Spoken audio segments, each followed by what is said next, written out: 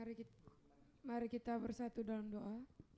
Tuhan Allah Bapa kami yang bertahta dalam kerajaan sorga, terima kasih Tuhan atas penyertaan-Mu pada pagi hari ini sehingga kami bisa berkumpul di tempat ini Tuhan untuk mendengarkan pelajaran dari Ibu Rebecca. Engkau berkati Bu Rebecca Tuhan, agar apa yang ia sampaikan bisa kami simak dengan baik. Kau berkati juga alat yang kami pakai Tuhan agar bisa berjalan dengan lancar. Doa ini kami serahkan dalam tangan-Mu Tuhan, hanya dalam nama Tuhan Yesus kami berdoa. Ucap syukur, haleluya, amin. Amin. Puji Tuhan. Sehat semua ini? Amin, puji Tuhan. Nah ini kok cuman berapa nih?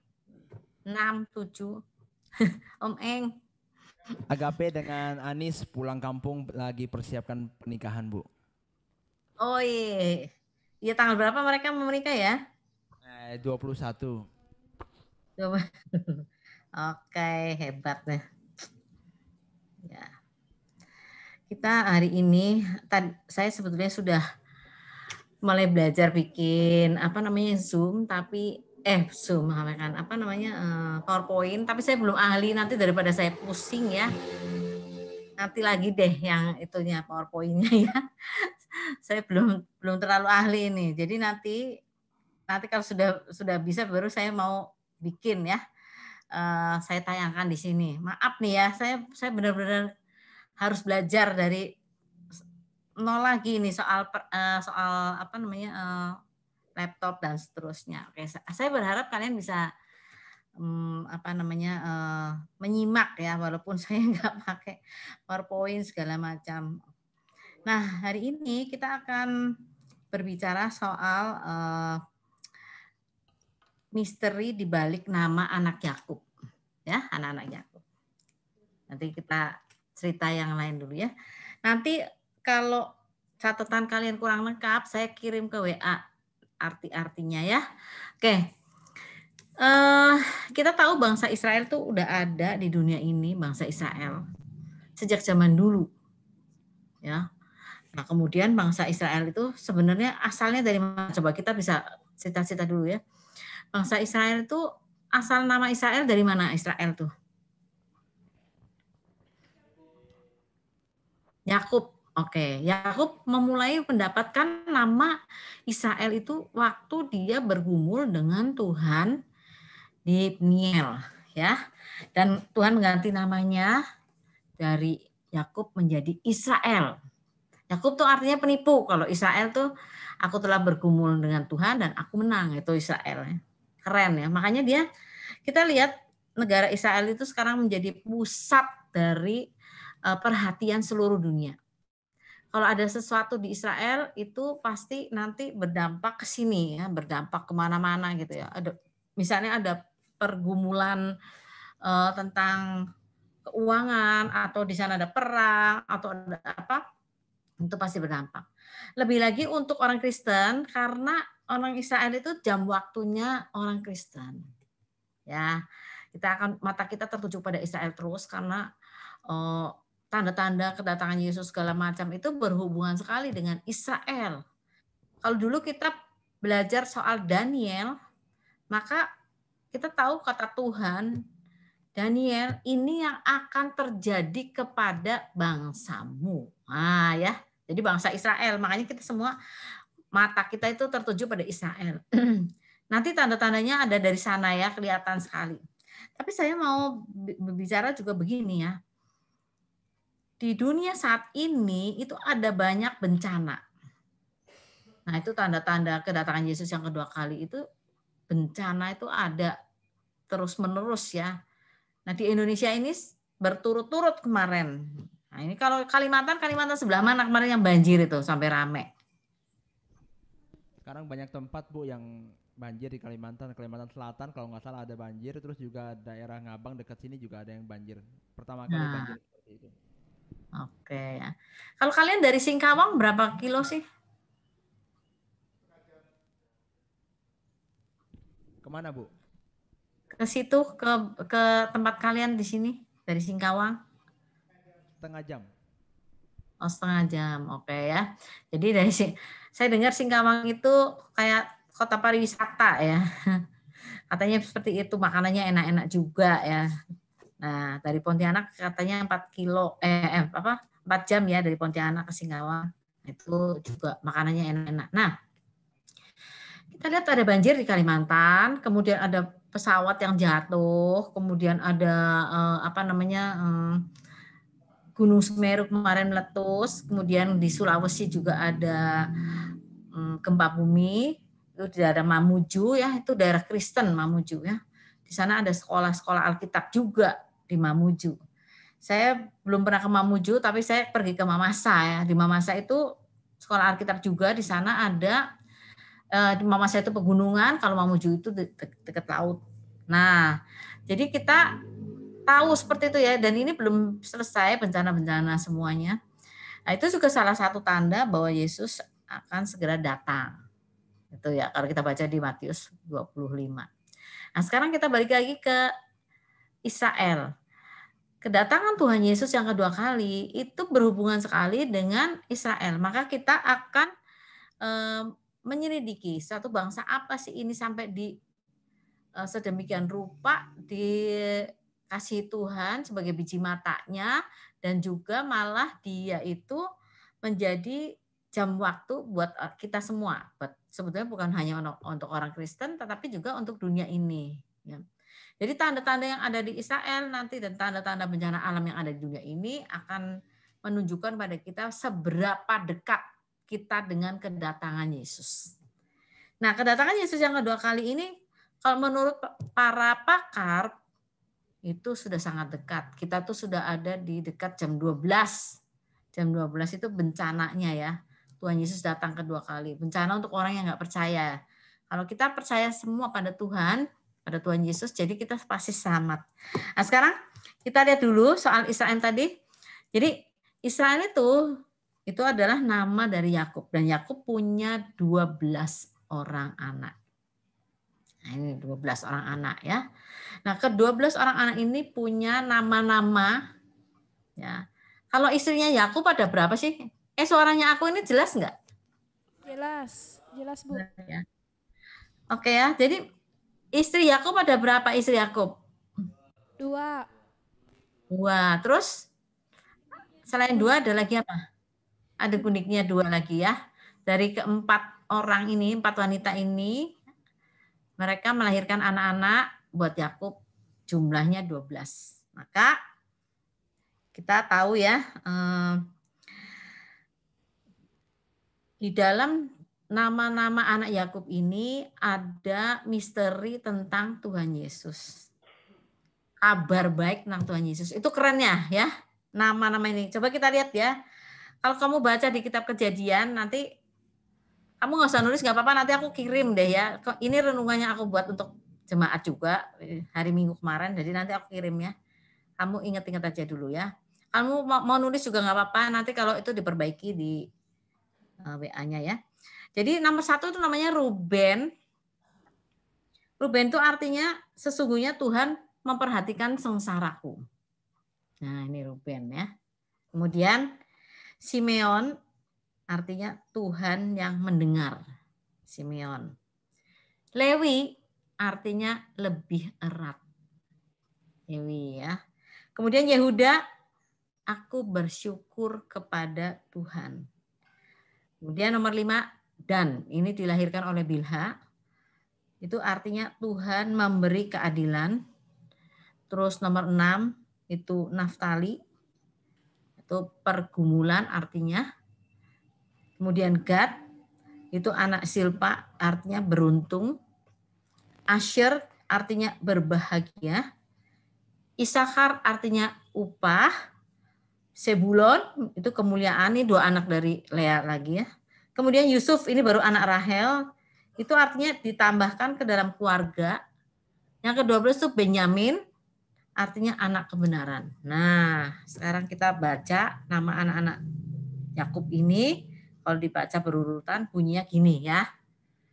Kalau di situ kamu pada bawa HP nggak sih? Di situ tuh lagi pegang HP enggak? Enggak. Oke, nanti ya. Nanti aku kirim ke WA ya. Jadi kita baca berurutan bunyinya begini. Sesungguhnya seorang anak telah lahir bagi kita, seorang yang memperhatikan sengsara kita, yang akan mendengarkan kita, dan yang sangat erat dengan kita. Syukur kepada Tuhan, Dia adalah Tuhan yang adil, yang mengetahui, dan ada dalam pergumulan kita. Dia membawa kepada kita keberuntungan, kebahagiaan, upah, dan kemuliaan. Dia menambahkan kita ke dalam bilangan keluarganya dan menyebut kita anak-anak kebenaran. Jadi pernyataan itu adalah tentang Yesus. Nah, kita harus tahu Yesus Kristus itu istimewa banget. Dia bukan hanya nama yang sering disebut dalam khotbah kita, tetapi dia adalah benang merah yang menghubungkan kitab Kejadian sampai Wahyu. Jadi Yesus Kristus itu ada di kitab Kejadian, ada nggak? Ada. Cuman nggak disebut Yesus Kristus ya namanya ya. Ada tentang dia. Sampai Wahyu itu ada tentang Yesus Kristus. Nah, jadi dia ada di setiap judul, ada tiap paragraf, ada tiap kalimat yang tertulis di dalam Alkitab itu ada Yesus itu. Jadi kita benar-benar sudah persis, sudah tepat menyembah Tuhan yang benar, yaitu Tuhan Yesus Kristus. Luar biasa ya. Kita tahu Tuhan kita itu ada. Jadi orang Israel ini sekarang ya, kalau sampai sekarang kita lihat orang Israel ini hebat sekali kayak gitu. Itu penyertaan Tuhan. Karena nama-nama yang Tuhan berikan itu sudah luar biasa. Artinya itu bersambung dengan sangat luar biasa. Nah, pada waktu anak-anak itu dilahirkan, itu mamanya nggak memikirkan bahwa nanti itu akan berarti tentang Yesus ya, punya arti, mengandung arti nanti akan berhubungan dengan Yesus. Nggak tahu mereka mamanya tuh. Waktu Lea melahirkan Ruben, kita tahu Lea itu istri yang tidak dikasihi oleh Yakub. Yakub itu cintanya sama Rahel, ya, cintanya sama Rahel, dia pengen supaya punya istri Rahel, makanya dia berani bekerja pada Laban 7 tahun. Namanya untuk mendapatkan Rahel. Wah, ini gratisan untuk mendapatkan Rahel. Kamu bayangin ini mas kawinnya lumayan ya. Kalau kita hitung-hitung, misalnya pekerja harian sekarang anggap aja 100.000, boleh nggak? Satu tukang 100.000, boleh nggak? Boleh. Boleh. Di Kalimantan boleh ya? Ya mungkin ya. Karena coba ya kalau kita hitung ya, satu hari 100.000. Setahun itu berapa? Kali 365 aja tuh udah 365 ya, 00 nolnya 05 ya, berarti dia itu ada 36.500.000 ya. Nah, kali 365 36 juta kali 7. Kali 7 tahun itu berarti dia ada 300. Nanti dulu 350 kali 7 berarti ada 1 miliar lebih. Itu 1 miliar, lebih dari 1 miliar yang dipersembahkan oleh Yakub untuk Rahel. Nah, keren ya. Keren banget ini cowok nih ya. Kemarin Agape itu berapa itu mas kawinnya?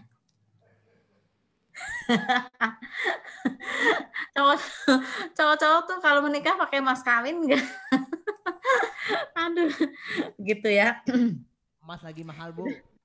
Lebih mahal. Kalau saya dengar kalau di Nias itu mas kawinnya mahal ya, untuk mendapatkan seorang perempuan tuh 100 juta loh. Ya orang Nias itu, wow, mahal juga ya orang Nias nih. Nggak tahu nih orang Dayak berapa ini ya. Nah, ternyata setelah dia mendapatkan Rahel, setelah dia 7 tahun melewati itu, waktu menikah dia pikir dapat nih Rahelnya sudah, mereka menikah lah. Orang zaman dulu kalau nikah perempuannya tuh mukanya tudungnya tuh tebel gitu ya, ditutup sama tebel. Nah, untung sekarang ini pengantin tuh kudungnya itu kelihatan mukanya ya, kalau enggak bisa ditipu juga kalian tuh cowok-cowok ya. Nah ini tebel begitu, terus sampai malam mereka satu kamar berhubungan, pagi-pagi ya aku baru tahu kalau yang dia tiduri malam itu bukan Rahel tapi Lea. Waduh, kesel banget ya aku. Ketipu nih ya, namanya penipu ya, dia nipu Ishak, sekarang ketipu lagi ya, itu kualat namanya ya.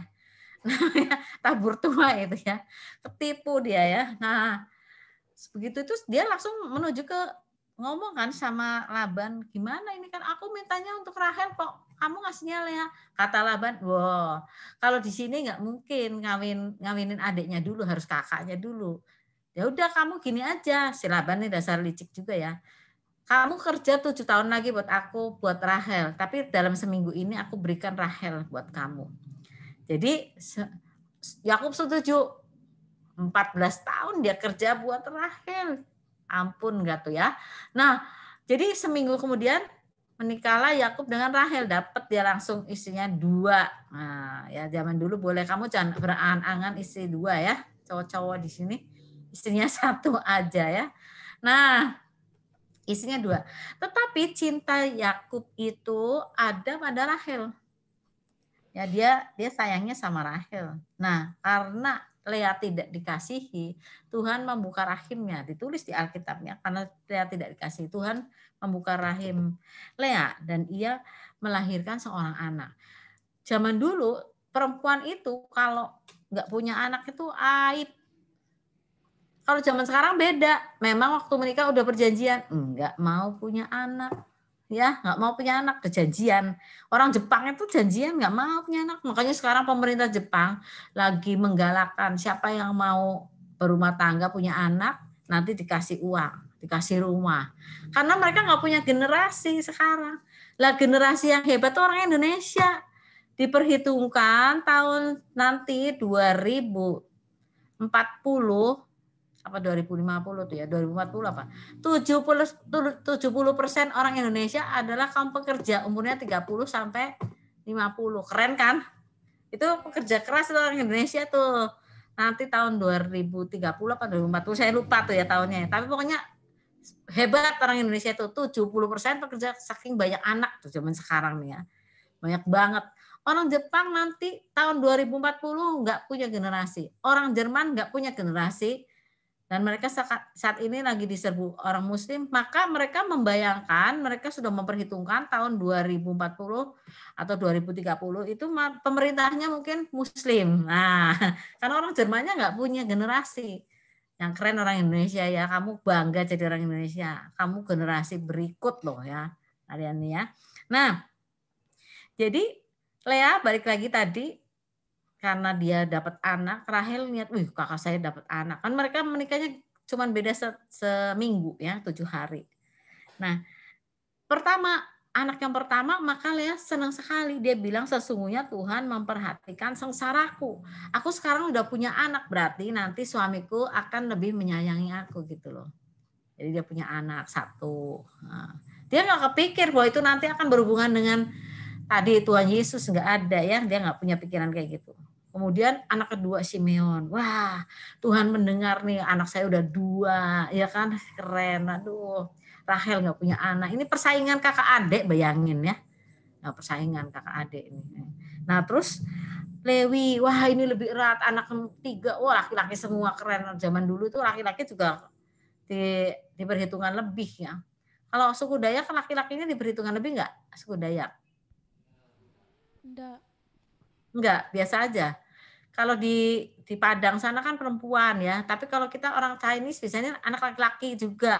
Apalagi orang Batak. Waduh, kalau belum punya anak laki-laki mateng lu ya. Ada saya punya teman, bukan temannya, dulu jemaat ya, sekarang udah pindah ke Sumedang. Dia berusaha sekali dapat anak laki-laki. Anaknya 5 perempuan semua, perempuan terus ya. Yang terakhir nomor 5 walaupun mereka lagi kesusahan, miskin, anak beranak terus itu 5. Sampai yang terakhir itu karena yang nolongin dia orang Cina-Cina semua, anaknya dikasih nama Cici. Cici dan Koko. Cici ya. Maka anak yang kelima namanya Cici, terus dia pindah ke Sumedang. Akhirnya mereka kerja di sana, anaknya ke-6 memang laki-laki. Puji Tuhan, anaknya baru sebulan, bapaknya meninggal.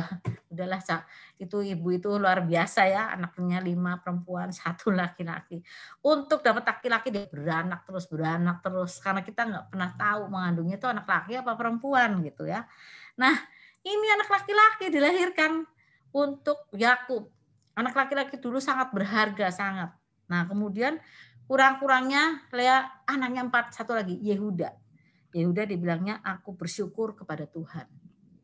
Nah Yehuda itu artinya juga Tuhan menyertainya. Kayak itu Yehuda itu seperti itu. Yehuda aku bersyukur pada Tuhan. Wah bersyukur. Anaknya sudah 4, Rahel tidak punya anak. Nah persaingan. Mereka sungguh-sungguh tidak tahu. Untuk merebut hati suami, Lea punya anak udah 4, dia berharap suaminya Yakub itu akan mendengar, akan menyayangi dia. Ternyata sampai anaknya 4, Yakub masih sayangnya kepada Rahel. Nah ini ya kalau namanya cinta itu nggak bisa dibohong-bohongin ya. Sayangnya sama Rahel. Nah seperti itu. Sampai Rahel datang kepada Yakub. Yakub katanya, Pak gimana ini Pak? Saya kok nggak punya anak. Beri aku anak dong Pak. Masa kakakku dapat 4 aku belum? Kata Yakub, ya memangnya aku Tuhan. Aku kan nggak bisa ngasih kamu anak. Yang membuat kamu rahim kamu terbuka itu pasti Tuhan. Maka dia bilang, sudahlah ini budaknya aku nih Biha. Zaman dulu lucu juga tuh kalau budak-budak punya anak dari suami itu berarti itu anak istri. Makanya orang Arab zaman sekarang kalau ada TKI dari Indonesia kerja di sana dianggapnya budak. Mereka juga seenaknya sendiri menggauli orang Indonesia, dianggapnya itu miliknya dia tuh ya. Makanya banyak orang Indonesia pulang-pulang ke sini mukanya tuh ya ada yang kayak Arab ya. Ada yang kayak apa pokoknya mukanya beda-beda lah pokoknya di sini ya anak-anak itu ya. Saya sering lihat seperti itu. Buat orang TKI Indonesia juga santai-santai aja ya. Nanti anaknya kayak Arab, baguslah memperbaiki. Orang Indonesia hidungnya pesek, orang Arab hidungnya panjang. Jadi kan perbaikan ya. Terus ada yang di Taiwan anaknya putih-putih kayak orang Taiwan. Lucu lah sudah pokoknya ya kurang-kurangnya ada yang kayak orang bule juga. Kalau yang kerja di Mesir tuh kayak bule kan putih-putih. Nah seperti itu. Oke ya. Jadi yang namanya anaknya budak itu nanti akan jadi anaknya Yakub. Maka dengan semangat Rahel memberikan Bilha. Maka Bilha mempunyai 2 anak.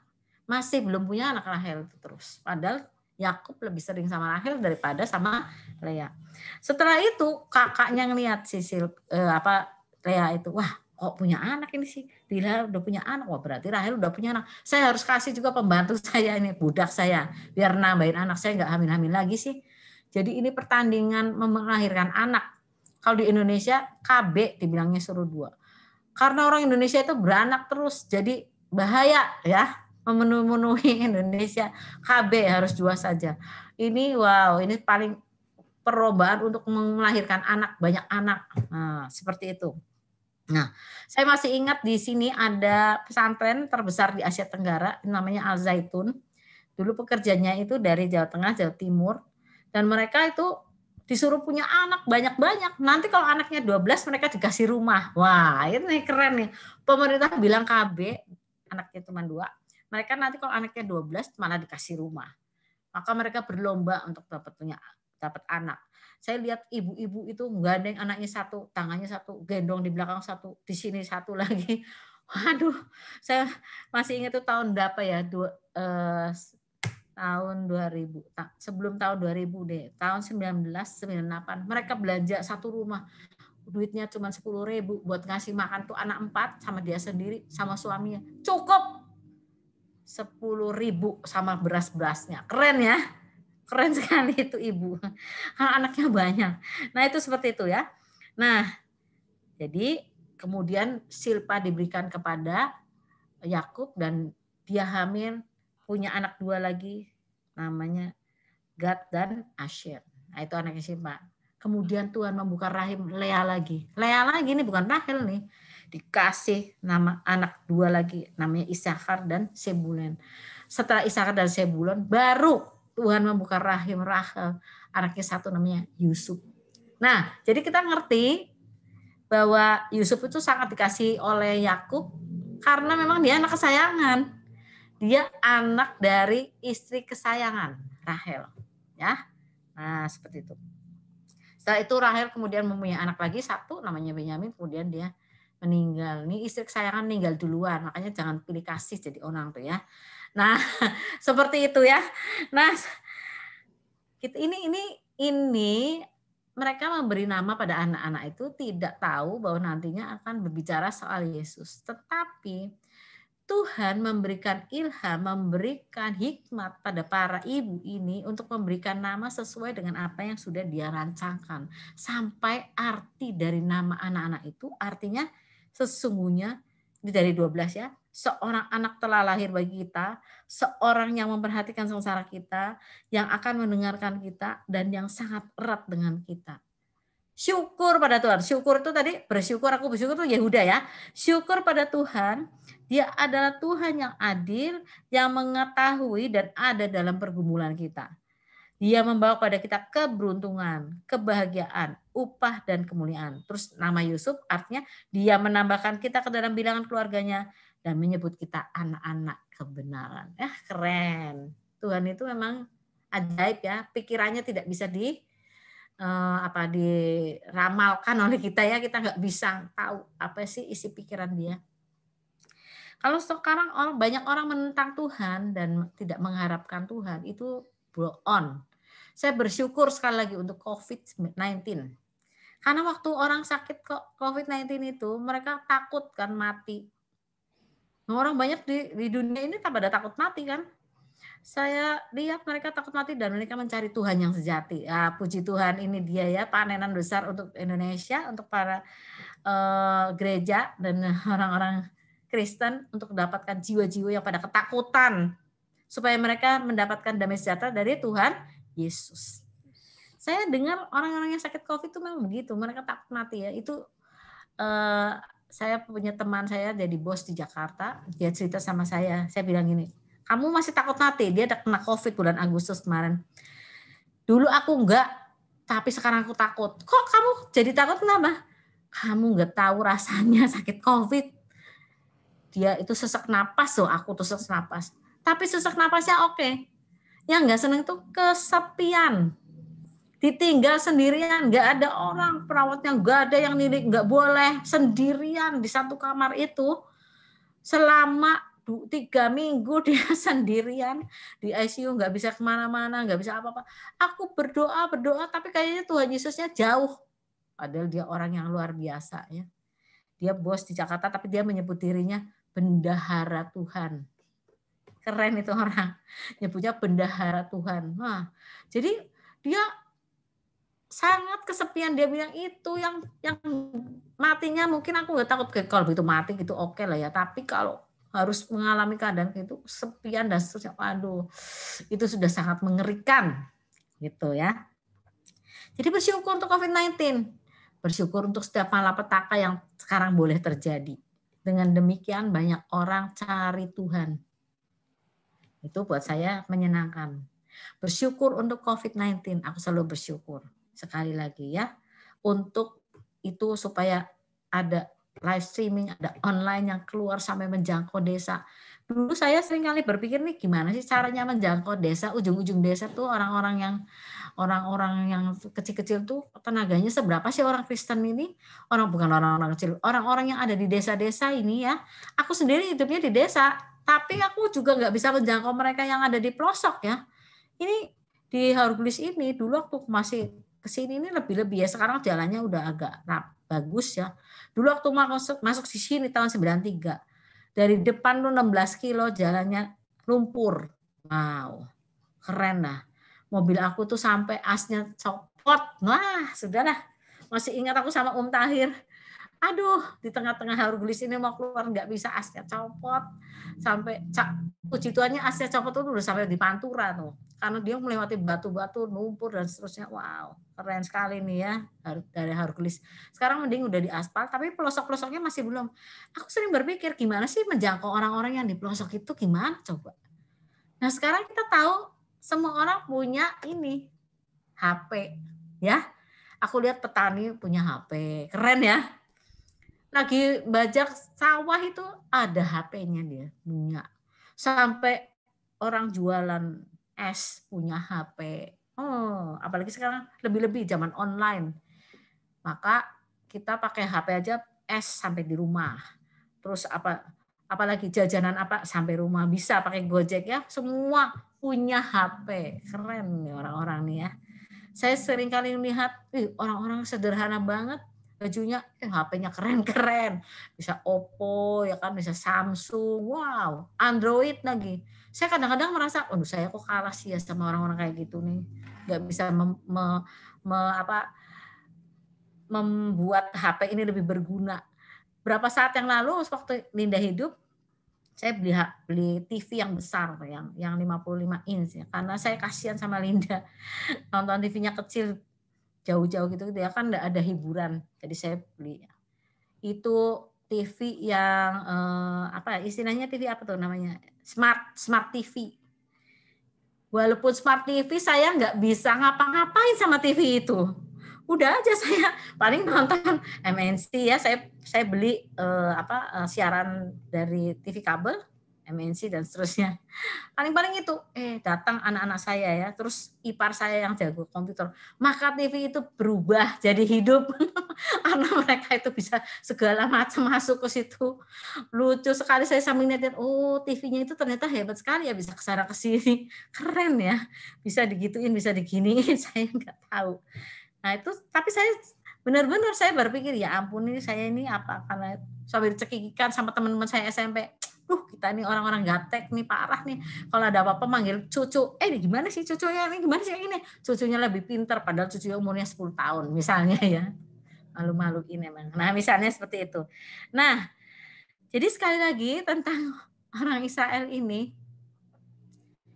para ibu ini luar biasa, dan sekarang nama itu berarti seperti itu. Jadi dari Kejadian itu Yesus sudah memakai nama-nama Israel, nama-nama anak Yakub itu sebagai nama yang akan dipakai sepanjang masa. Ini hebatnya Alkitab kita ya, kamu harus tahu. Kok sepanjang masa? Di surga ada nggak? Ada di surga. Ya kita lihat yuk di Wahyu yuk. Kita baca Wahyu ya. Kita melihat Wahyu. Kita lihat Wahyu pasal ke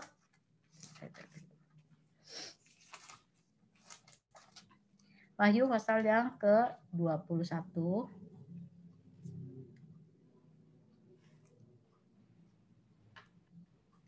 Kita baca ayat yang ke-9 mulai ya. Wahyu pasal 21 ayat ke-9 saya akan bacakan. Maka datanglah seorang dari 7 malaikat yang memegang ke-7 cawan yang penuh dengan 7 malapetaka terakhir itu. Lalu ia berkata padaku, katanya, marilah ke sini. Aku akan menunjukkan kepadamu pengantin perempuan mempelai anak domba. Lalu di dalam roh ia membawa aku ke atas sebuah gunung yang besar lagi tinggi, dan ia menunjukkan padaku kota yang kudus itu, Yerusalem, turun dari surga dari Allah. Kota yang kudus, Yerusalem baru, turun dari surga. Dan ini buminya udah beda ya. Kalau kita lihat di ayat pasal 21 judulnya langit yang baru dan bumi yang baru. Jadi langit dan bumi yang ini udah nggak ada ya. Kemudian ayat 11. Kota itu penuh dengan kemuliaan Allah dan cahayanya sama seperti permata yang paling indah, bagaikan permata yaspis, jernih seperti kristal. Dan temboknya besar lagi tinggi. Dan pintu gerbangnya 12 buah. Dan di atas pintu-pintu gerbang itu ada 12 malaikat. Dan di atasnya tertulis nama ke-12 suku Israel. Wow, keren nama nggak ini? Kok sampai ya ke Yerusalem baru ini ya? Masih laku aja itu namanya.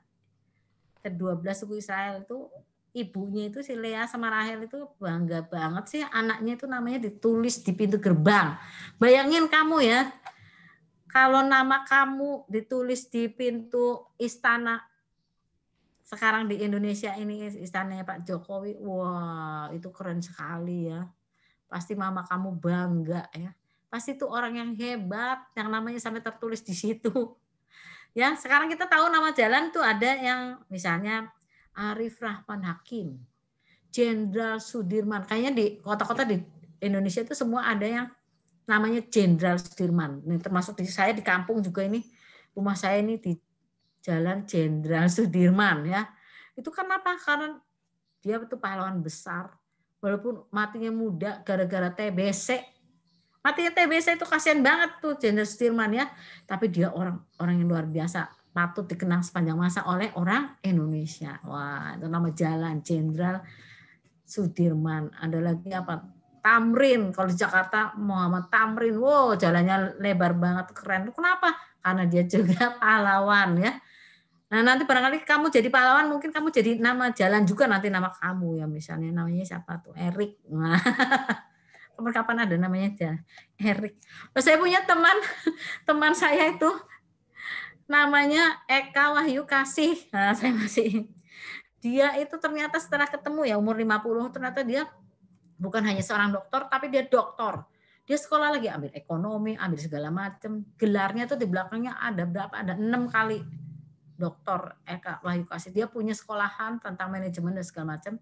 Dan itu dia punya rumah besar sekali dan nama jalan tempat dia tinggal dikasih nama Jalan Kasih.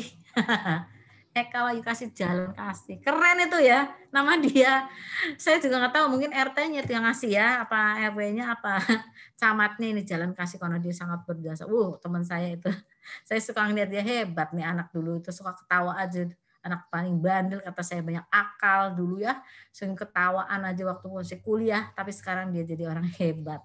Nah, mungkin seperti itu. Coba bayangkan. Jadi di Yerusalem baru itu ada 12 pintu dan pintu itu ada tertulis di atasnya nama ke-12 suku Israel. Aduh, keren sekali ya. Keren sekali dan kalau kamu baca di sana itu pintu itu dibuat dari tiap pintu dibuat jadi satu mutiara.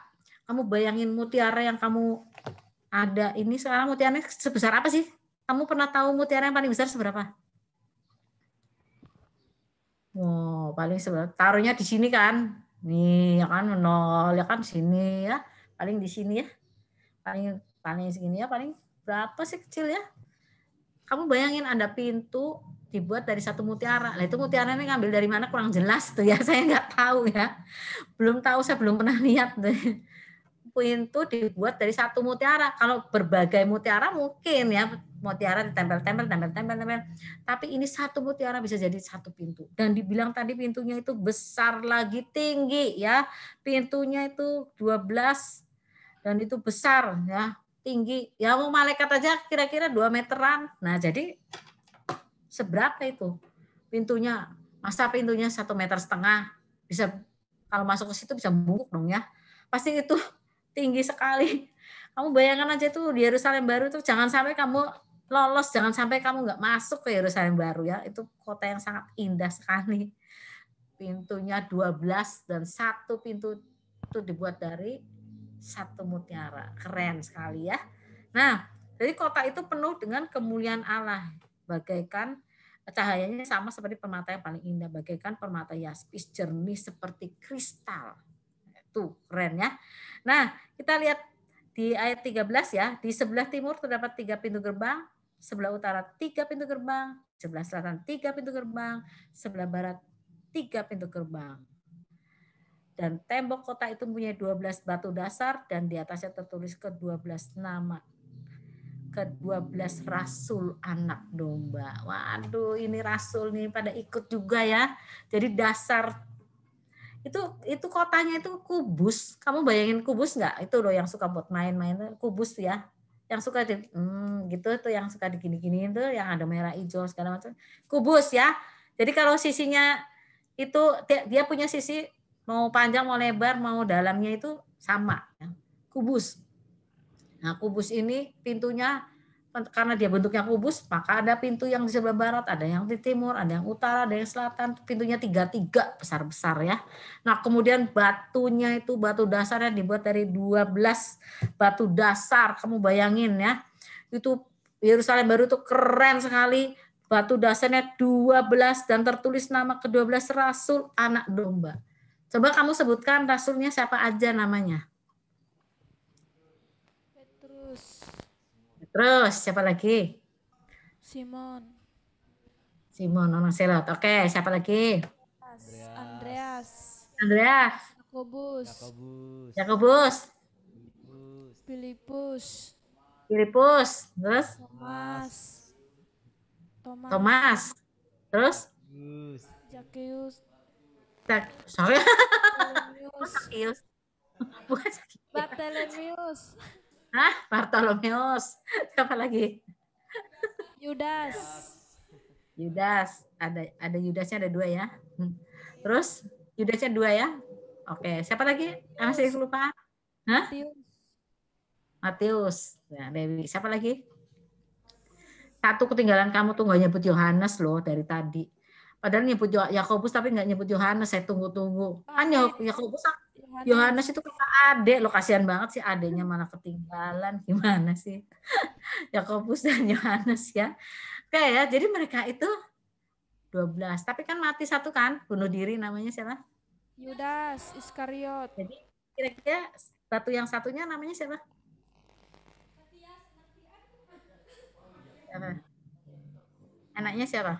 Matias. Matias. Tapi saya lebih condong itu Paulus. Paulus. Rasul Paulus.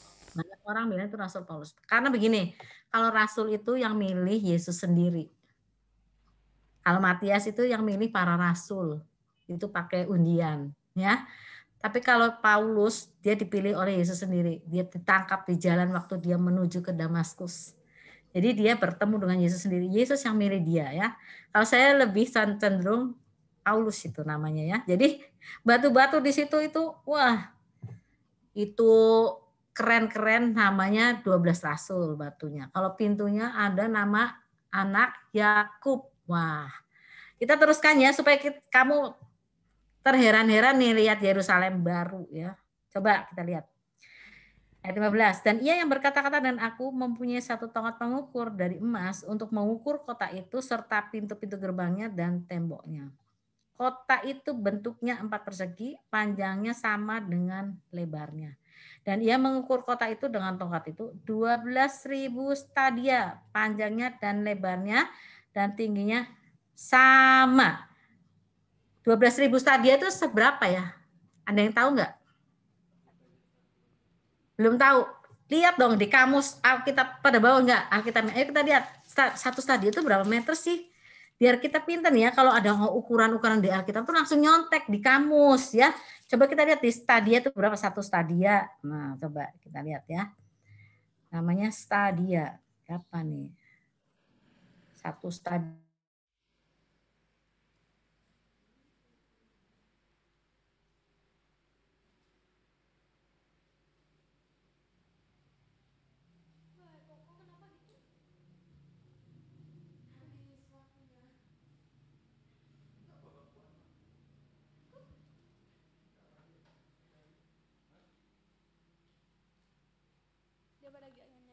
Iya.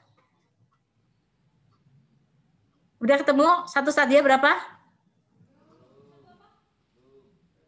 Belum. Coba biar kamu rajin lihat kamus. Kamus tuh ditaruh di Alkitab buat dibaca, bukan cuma buat perhiasan, ya kan? Ayo, satu.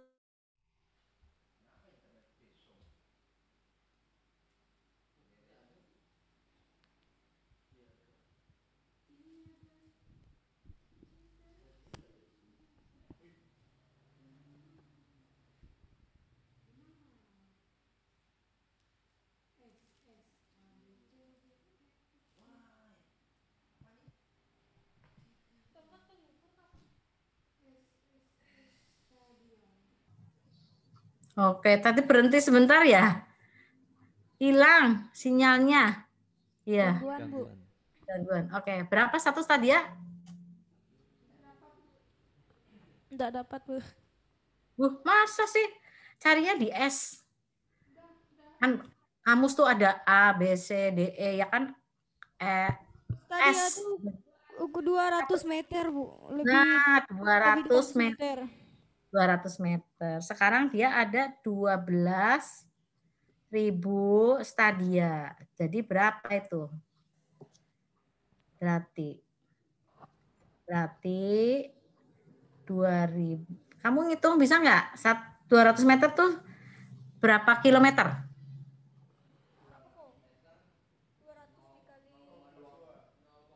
Nah? 0,2 kilometer, Bu. Ya, 1/5 kan. Berarti kalau mau dikilometerkan 12.000 dibagi 5 jadi kilometer tuh ya. Berapa? 12.000 bagi 5.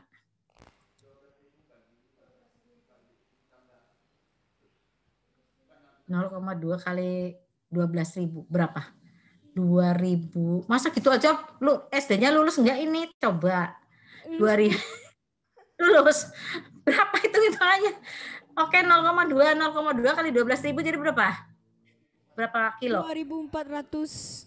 Nah, 2.400 kilo. Panjangnya 2.400 kilo, lebarnya 2.400 kilo, tingginya 2.400 kilo. Ada nggak kota yang kayak gitu? Kamu bayangin. Ada nggak? Di dunia ini nggak ada ya? Nggak ada, Bu. 2.400 kilo itu Jakarta Surabaya itu 800 kilo. Jadi 3 kali jarak antara Jakarta Surabaya. 3 kali ya, itu panjangnya segitu, lebarnya segitu, tingginya segitu. Kalau panjangnya lebarnya kita masih terima. Tingginya segitu. Nah, lu baru tahu ya. Nah, keren ya ini kotanya ya. Kamu akan melihat dengan matamu sendiri kalau kamu nanti lulus ujian nih, ujian ya. Coba kita lihat lagi ya. 12.000 stadia. 17. Lalu ia mengukur temboknya 144 hasta menurut ukuran manusia yang adalah juga ukuran malaikat. 144 hasta itu berapa meter? Berapa meter? Bingung ya. Bagi 2 aja. Hasta itu ini. Ya, bagi 2 aja. Berapa? 144 dibagi 2 berapa meter jadi? Itu kira-kiranya ya. Berapa? Ayo. Berapa? 72 lulus ya SD-nya ya. 72 meter. Wow ya. Lihat, tembok itu terbuat dari temboknya itu 72 meter. Wah, besar-besar sekali nih ya. Ini orangnya yang lihat kecil-kecil mesti. Tembok itu dibuat dari permata jaspis dan kota itu sendiri terdiri dari emas tulen bagaikan kaca murni. Kamu harus tahu emas tulen itu bukan kayak emas yang kita pakai warnanya kuning, warnanya putih. Dia itu seperti kaca. Lihat luar biasa nih ya. Kaca murni, bayangin emas kalau yang bersih sekali malah kayak kaca murni ya. Terus dan dasar-dasar tembok kota itu dihiasi dengan segala jenis permata. Dasar pertama itu jaspis.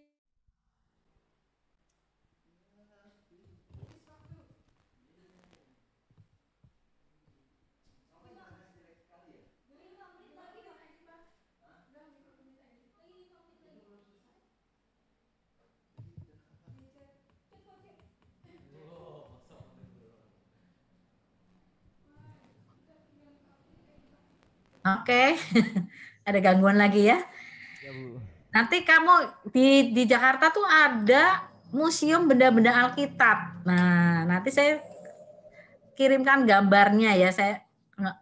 Nanti kapan-kapan kamu ke Jakarta minta sama Pak Yonatan dibawa ke museum benda Alkitab di Kelapa Gading ya. Keren itu ya. Bisa tahu yang namanya batu-batu itu segala macam ya. Nah, sekarang kita lihat ya. Seterusnya nanti saya fotoin ya gambarnya kira-kira ya. Dan ke-12 ayat 21. Dan ke-12 pintu gerbang itu adalah 12 mutiara tadi yang saya cerita. Dan setiap pintu gerbang terdiri dari 1 mutiara. Dan jalan-jalan kota itu dari emas murni bagaikan kaca bening. Jadi yang namanya emas murni itu kayak kaca.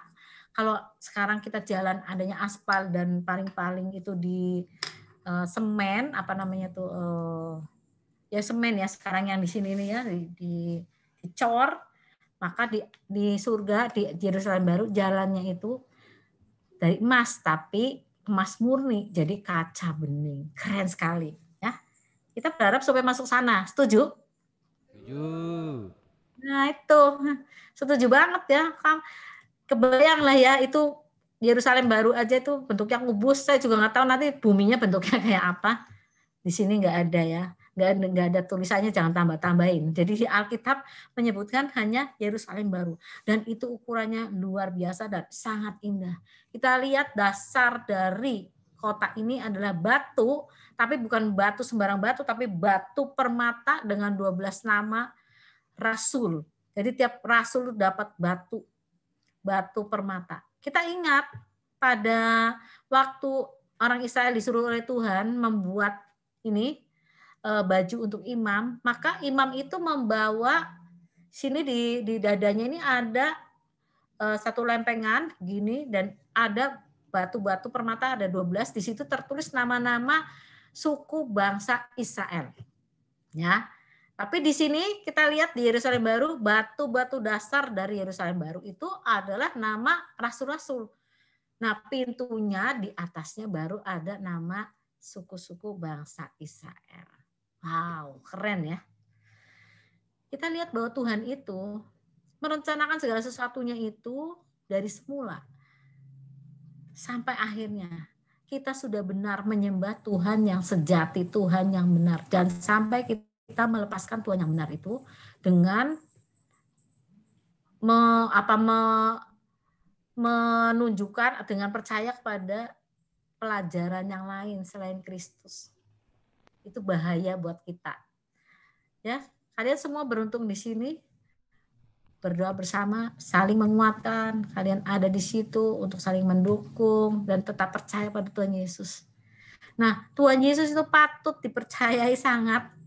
Nah, kita harus percaya juga tentang Alkitab. Alkitab itu sudah lama mau dihabiskan, tetapi masih ada sampai sekarang terus-menerus.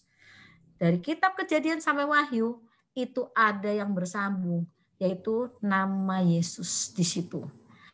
Ada karya Yesus di situ. Kalau di Perjanjian Lama itu karya Yesus, kalau di Perjanjian Baru nama Yesus jelas ditulis Yesus Kristus. Tapi kalau di Perjanjian Lama itu nyata ada Yesus di situ. Keren ya. Dari kitab Kejadian, kalau kita buntut-buntut dari Kejadian pasal 1 juga udah ada Yesus itu, karena dia ikut menciptakan langit dan bumi ini. Nah, keren ya.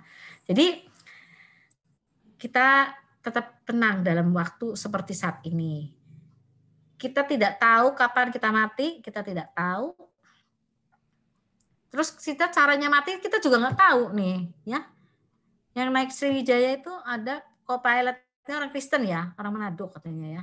Nah itu dia suka berdoa, dia pengen kebaktian padahal itu mau berhari Minggu. Nah, orang Kristen apakah selalu luput dari misalnya kecelakaan, dari misalnya banjir, atau gempa bumi segala? Enggak. Tidak selalu luput. Lihat itu, co-pilotnya itu orang Kristen. Itu cara dia mati seperti itu. Tapi Tuhan selalu sanggup membuat anak-anaknya, sanggup membuat para hamba-hambanya untuk tetap berdiri. Ya, untuk tetap berdiri dan mati itu ada di dalam tangan dia. Meninggalkan dunia ini ada dalam tangan dia. Itu yang penting. Ya, kita tidak tahu, kita bisa juga terkena bencana, bisa, tetapi di dalam bencana itu ada Tuhan. Lihat, Tuhan itu tidak main-main ketika dia memberi nama Israel kepada Yakub. Dia memberi Yakub 12 anak. Kenapa masih 12? Keren sekali. Dan nama-nama itu nanti kok bisa nempel sebagai nama-nama pintu di Yerusalem Baru. Pas 12. Coba kalau 13 kan pusing kan? Kasih bikin satu lagi gitu, misalnya pintunya sebelah mana ya. 12 pas. Dari depan sampai belakang rancangannya itu hebat. Kita punya Tuhan yang luar biasa. Jadi ikutlah Tuhan senantiasa. Jangan takut untuk segala satunya. Kita bersyukur untuk segala satu yang kita alami hari ini dan setiap hari bersama Kristus. Amin. Amin. Amin. Puji Tuhan. Nanti saya kirim ya, itu nama-nama artinya dan tadi ya gambar permata, nanti saya kirim gambar permata seperti itu. Nanti mudah-mudahan kapan-kapan kamu bisa lihat sendiri di Museum Muda-Muda Alkitab ya. Keren, saya suka loh ke situ ngeliatin, tuh ya rame ya. Lihat ketepelnya Daud, ternyata bukan kayak ketepelnya kita, beda ya. Ketepelnya Daud tuh misalnya ya. Kemudian kemenyan, mur tuh kayak apa, wangi banget. Kita ngertinya kemenyan itu buat ukup-ukup dukun aja. Tapi ternyata itu bukan seperti itu ya. Wangi sekali itu kayak minyak parfum seperti itu. Keren lah ya. Oke, saya bersyukur untuk hari ini. Saya berdoa kalian semua tetap semangat untuk mengikut Tuhan dan tidak pernah meninggalkan Dia sampai kapanpun juga. Amin. Silakan. Baiklah, mari kita Tadi berdoa. Ya. Oke. Baiklah, mari kita bersatu dalam doa. Terima kasih Bapak, terima kasih Yesus buat penyertaan-Mu Tuhan pada hari ini. Kami telah Mulakan pelajaran kami Tuhan, pada saat ini Tuhan kami akan menutup pelajaran kami Tuhan. Kiranya Engkau berkati kami semua mendengarkan pelajaran ini Tuhan, supaya bisa menjadi manfaat bagi kami ya Tuhan. Kau berkati juga ya Bu Rebecca Tuhan, telah mengajar kami Tuhan. Kau berkati keluarga, usaha, pekerjaan dan pelayanannya Tuhan. Tuhan Yesus, kami mau menutup pelajaran kami pada hari ini dalam nama Tuhan Yesus. Haleluya, amin. Amin, puji Tuhan. Sampai jumpa ya. Tuhan berkati ya. Makasih, Om Bu. Eng, puji Tuhan. Sehat. Terima Habis kasih. kuliner dari Surabaya. Jadi iri. Oke, udah ya.